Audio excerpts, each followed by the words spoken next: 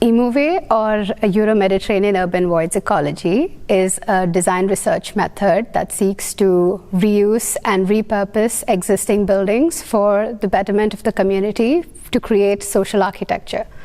This unit focuses on how interculture can be brought about through architectural solutions. My main inquiry of research stems from the main research question: how can feminist architecture be defined in terms of interculture to create equitable spaces? The site of investigation is located in Deptford, London, which is known for its heritage of the dockyards and also known as one of the most deprived areas in London.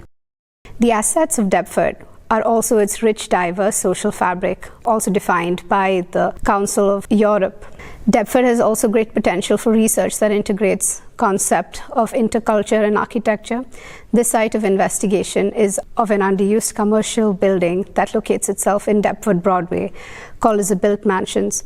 This project is a design research exploration of integrating architecture and interculture. This project achieves its goals by bringing communities together through the feminist perspective of care.